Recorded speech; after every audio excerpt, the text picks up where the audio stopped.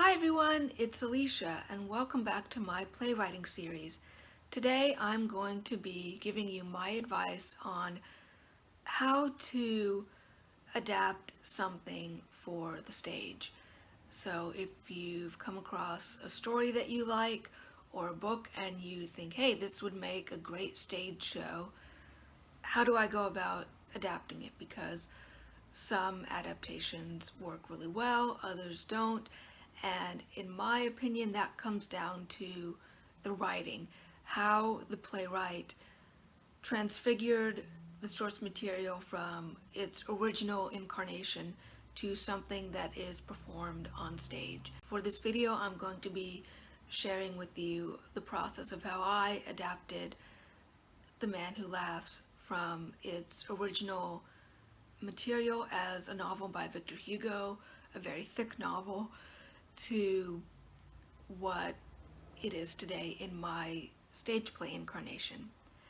And my first piece of advice, if you're going to be adapting something for the stage, or also if you're going to be adapting it into a film, just know that your first draft will not be the only draft.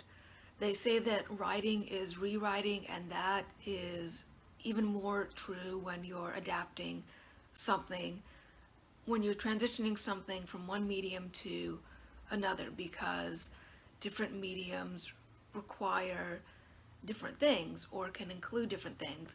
A book, for instance, can be, as long as the author wants it to be, it can even be a story that spans multiple books.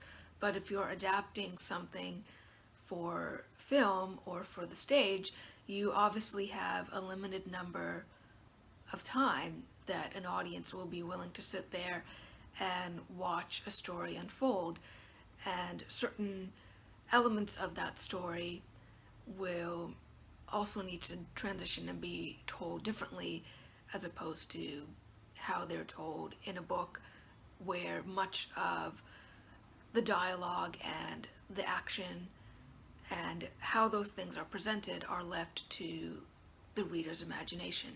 That's the first thing. If you're going to adapt something, know that it's going to take a long process. Lots of writing, lots of rewriting. I, for example, have been working on my adaptation of The Man Who Laughs 10 years now. This November it will be 10 years since I wrote the original draft, or since it was performed for the first time by my friend Anton Salvin and his classmates Helena and Hannah in Kristianstad, Sweden. Gods, that was a long time ago, and the play has seen many different incarnations since then, based on the feedback I got, based on how my own views of the story and its characters have shifted, because 10 years is a long time. And that's another thing you may find when you're adapting something, is your first opinions on it may change depending on the feedback you get or how long you sit and stew with the story in your mind and the characters in your mind. When you sit down to adapt something, don't have your thought of, oh, this is how this story is, and these are my views on it, and they're set in stone and they'll never change. Allow yourself to be flexible and flow with the story and its themes. Be open to change, whether it's notes from other people or your own ideas on something changing and transforming. That's the beauty of storytelling, is things change, and the beauty of adaptation is people will never see the same story the same way, and that can even apply to one person, how things change over time.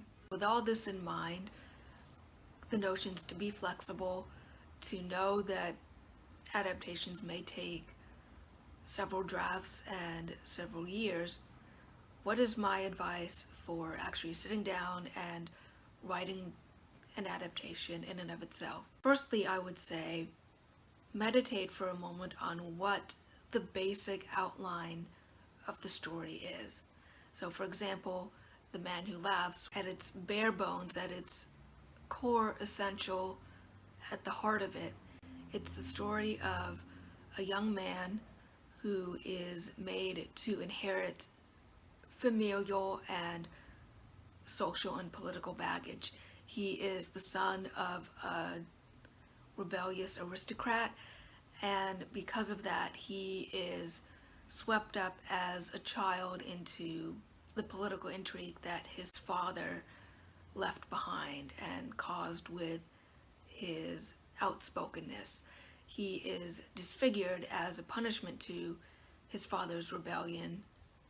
He is disfigured with a Glasgow smile, and so he is made to then inherit his father's baggage, the baggage of the political climate that he was born into. And when he grows up and gets older and realizes all these things, he takes on that mantle even more of, this is the role you've set for me, and I embrace it by defying it.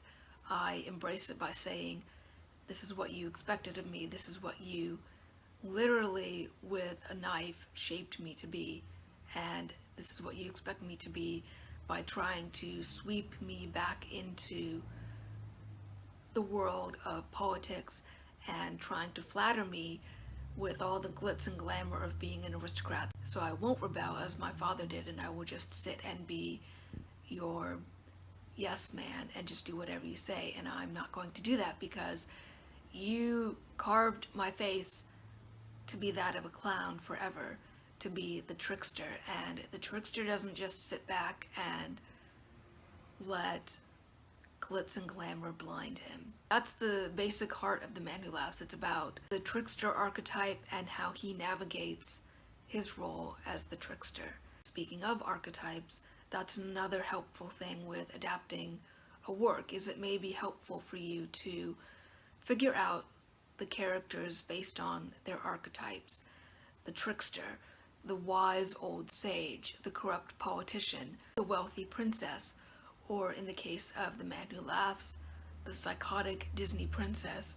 There's a character in the story named Duchess Josiana, and she is just bored out of her mind with being an aristocrat. She was born into a world where she was handed everything, and that has made her completely insane. I always describe her as if Princess Jasmine was a complete sociopath. She wants a whole new world because she wants to be disgraced. She wants to know what it feels like to be despised and hated. Basically, she's a masochist, and she doesn't care who she has to step on or if people get hurt in order for her to achieve that. So yeah, play around with archetypes. Sometimes the princess or the royal figure isn't one who wants to be benevolent or doesn't want to explore the world outside the palace because she's the wide-eyed innocent virgin. She may want to explore it because she's crazy and she wants to be a bitch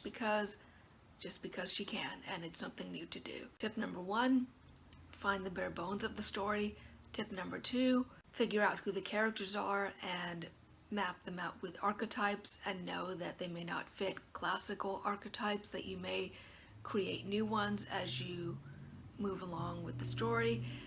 And also know that the author or the creator of the original source material made it the way that they did for a reason. Yes, you may have to make some changes because, as I mentioned before, different mediums tell their stories differently. But please don't just make changes just because it'll be flashy or new or edgy. If there's one thing I personally can't stand, it's when adaptations make changes not to fit different mediums, but because they're trying to appeal to a certain audience just as a cash grab, or just they're being cynical about it. For instance, when people adapt classic stories and they aim it towards a teenage audience. I, as a teenager, grew up reading the original classics of lots of stories, and I would hate seeing a movie come out geared towards my age range, and yet it was completely watered down. The characters were changed, the plot elements were changed, just because it was clear that the Hollywood executives thought, well, teenagers are dumb and they just want the sexy parts of a story. They don't know how to appreciate classical literature, and so we can just water down the story and make it dumb and stupid and not have any sort of nuance or deep themes or any of that. I've always hated that. Basically, respect the source material and imagine how you would feel if you created something and someone adapted it and completely watered it down because they thought, well, audiences are stupid and they won't understand the deeper concepts of the original source material. You'd be pretty pissed off. So yeah, respect the source material, but also know that adapting it from one medium to another gives you certain freedoms and a little bit of elbow room. Just don't insult the original source material. So those are my tips on adapting a work for the stage or for screen. And if you have any further questions, please feel free to let me know. And thank you for watching, and blessed be.